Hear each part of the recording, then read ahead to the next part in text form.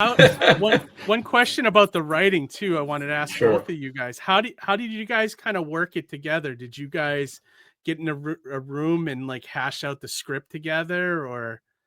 Well, you know, I had the overall concept that Mike digested. So he already had the first 8 issues, and he was giving me guidance. By the way, he was giving me before he even put a pen to paper. Mike Barron was giving me guidance ahead of pretty much every issue, starting with issue 5, the Jigger issue, and he was giving me. He was even at that point, he was integral in sort of reining in the writing towards a direction.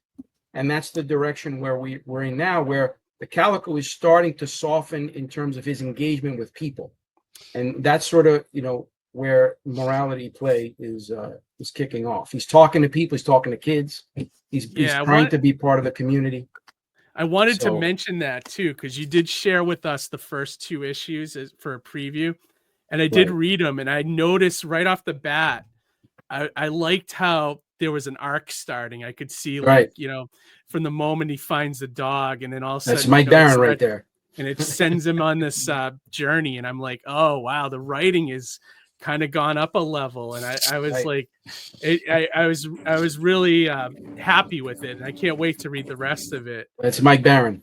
Yeah. I was gonna say, Mike, can you give a little bit of like insight or something on putting your thumbprint here on the story? Well, I don't want to explain the story. You'll experience the story when you read it. I think the story should speak for itself. You can always ask an author what his influences are and what his approach to storytelling is, and I could talk about that all night. Mm-hmm. But I will say this is that when I write a story, and I, for 25 years, I wrote each story by drawing each page out by hand. But now I do it full script, and the scripts are very sparse. They're not wordy. There's everything that the artist needs to know to carry on. I've learned to incorporate pictures in the scripts too, so that when a visual is necessary, the artist has it. And if I can't do it in the script, I'll send the visual to him separately. But when I write a panel, I think about the next panel. Okay. And what happens next? And that's the most important question in literature, because if the reader doesn't care, he's not going to turn the page, and you have to make the reader care. And you do that with good writing. Well, how do you make the reader care? Well, just three thoughts right off the top is: 1, you have a fascinating personality that the public loves and cannot get enough of, Sherlock Holmes. Number 2, you have a situation that's intrinsically fascinating, Raiders of the Lost Ark or Jurassic Park. Number 3, you have a seductive narrative voice. This is harder to achieve in comics, but it can be done. Likewise in movies. It's harder to achieve in movies. Most movies just sound like rehash shit over and over again. But some writers achieve a distinctive voice. I'm thinking of David Mamet, for one, or Quentin Tarantino.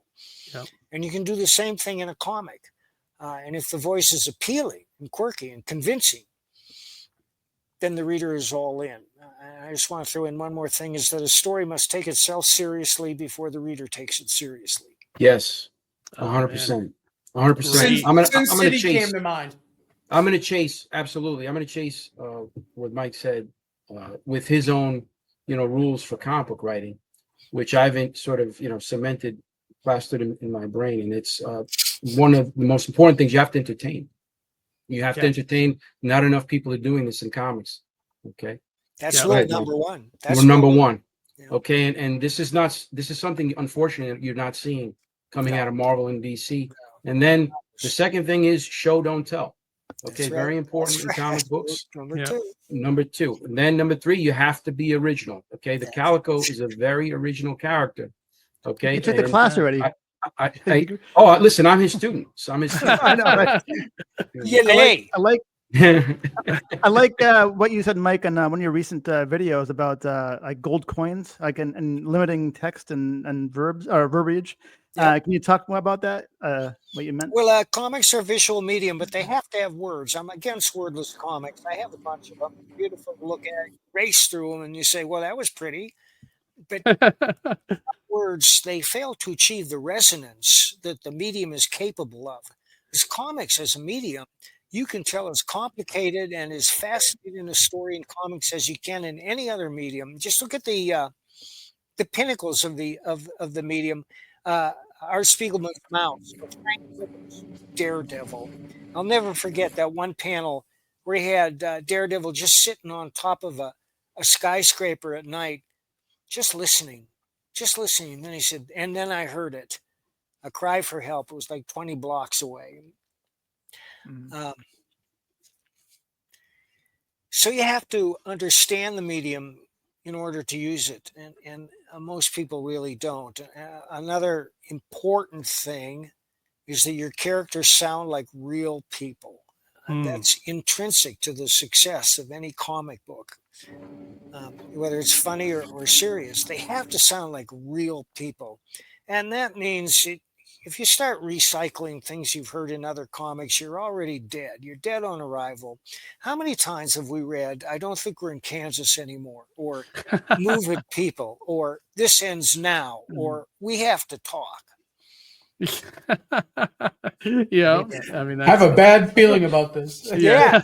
Yep. Sure is quiet out there. Yeah. yeah, Let's split up. yeah, yeah. No, that's true. I mean, oh my God, that's great advice. Holy shit, yeah.